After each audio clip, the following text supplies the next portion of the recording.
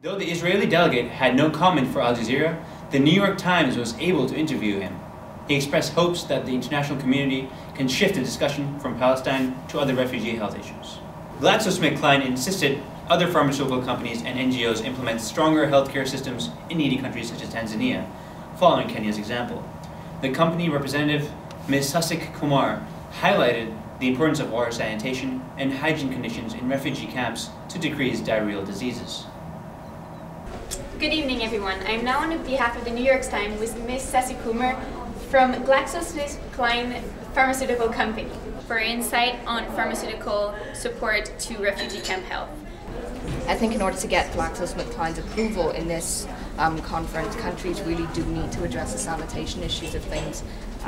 In terms of funding, I think we only work with countries that are in dire need. We don't really give our money to absolutely everyone. So what would be your immediate solution to that problem? How would you resolve this issue? So we would encourage countries to implement the phase sanitation program. Do you have any countries in mind? Are you targeting anyone? Well, Kenya, because Kenya hasn't really... Kenya has implemented it, but countries surrounding it like Tanzania or South Africa, just a lot of countries seem to have a problem with refugee health.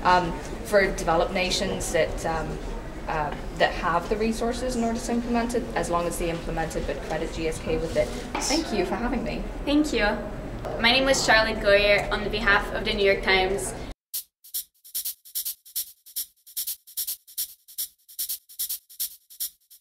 New York Times, what do you have to say? So, good morning, everyone. I'm here on the behalf of the New York Times with Will from Somalia. Good morning. Good morning, Charlotte. How are you? I'm fantastic. How are you? Good, thank you. So, I've been at the conference and you've been discussing short-term resolutions for African refugee camps. So, what's your position on this? On short-term resolutions? Short-term resolutions. Right now, Somalia faces a huge problem with malnourishment among its populations. As you know, there's been a drought recently in Somalia, and we would like to see better work being done on addressing the malnourishment issue. And what would you suggest to resolve that issue? To resolve that issue, we need to enhance the screening programs, because basically what happens is that people flux into these areas, and then you need to sort out who is malnourished and who isn't, because then they can go on and get the proper treatment, because there's like a long-term treatment plan. I'm not blaming anyone. I think what needs to be done is more work, because right now, From who? From the international community, from NGOs. I think it's not so much the NGOs' problem, it's the fault of funding. There's not enough funding being provided through the NGOs, through the UN, to support the campaigns, the work that needs to be done to fully address the Somali crisis. What about American funding? A few years ago, there was a study done that showed that over 54% of Somalians needed humanitarian aid, but a very, very low percentage of the funding requested was actually funded. Thank you so much for your interview, and it was nice meeting you. It was nice to meet you too, Cheryl. So, Will from Somalia about short-term resolutions. Thank you. I'm here on behalf of the New York Times with Miss Kashmira from the Red Cross. Good morning. Good morning. I would like to bring up the issue that's in Syria currently. The Red Cross is one of the only international organizations that's present in the city, and we are really calling on all nations to provide more help, and we're calling on more access to the area so that more international organizations can come in and help out there. We've been talking with Somalia about that same issue, and he's been saying that international organizations have not been doing enough about blocking refugees coming in the country. So what do you think about that? In Somalia, the main issue that we are having is the political instability there, and I guess without some military intervention and with some safety for our personnel, we can't get in there to help anyone. Perfect. Thank you so much for your participation. Thank you so much for the interview. So have a great day.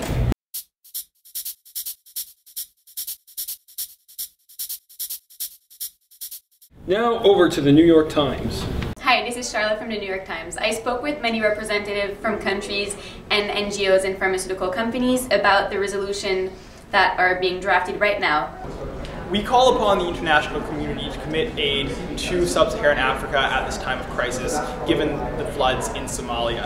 Africa right now is united and committing all their resources to dealing with this issue. However, unfortunately, this is not going to be sufficient for dealing with this problem in the short term. So we call upon countries to contribute funding, to contribute human resources to dealing with this issue. specifically to help us establish camp infrastructure to increase our capacity to hold refugees and also to establish security so that aid workers can work in this area. How our NGOs and pharmaceutical companies are going to help in order to provide this for your proposal?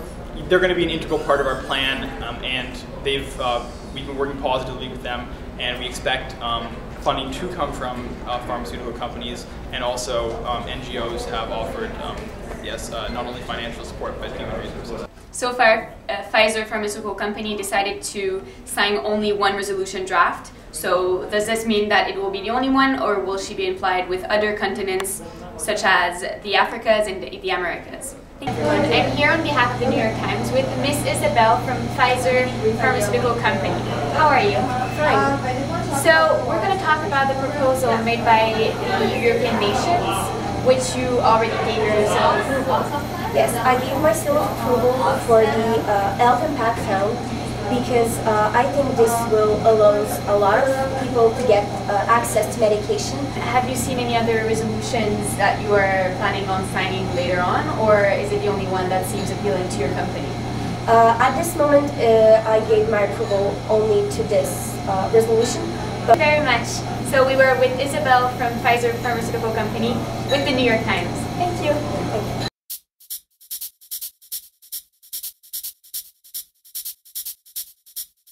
Hi, so this is Charlotte from the New York Times. The debate got really heated this Sunday morning between Kenya, Comoros, and South Sudan against JSK.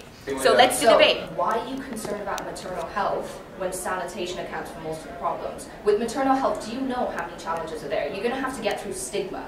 If we're going to let stigma, gender biases, dictate our policy, then I think that's completely inappropriate. Women's health extremely large is problem. underrepresented, but it's not the biggest deal.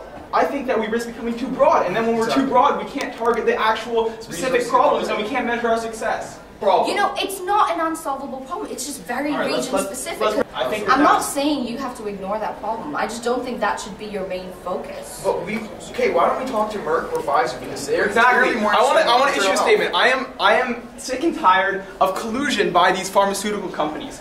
These pharmaceutical companies should be working as independent bodies, but right now what's happening is they withdrew all their seals of approval and are colluding together to support single resolutions and trying to dictate the problems of the world based on their financial interests. We're not twisting the arm of anyone. We just need to make sure that our investments are worth something, not useless.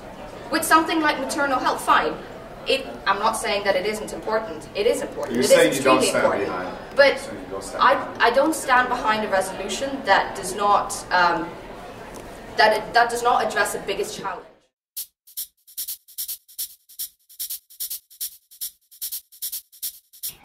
Hi, so this is Charlotte from the New York Times, and I'm here with Fatima from El Salvador. And I would like to ask you the question is, what's your perspective on the JSK and Kenya dilemma and issues that we just saw in the video? Well, while the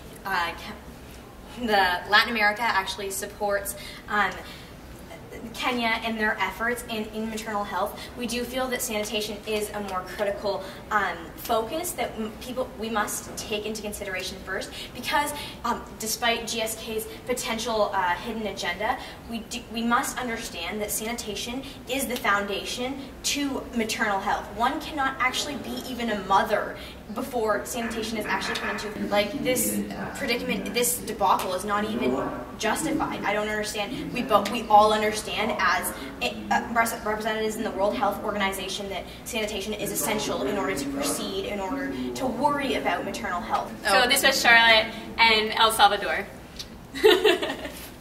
Brought to you by MonWHO Media.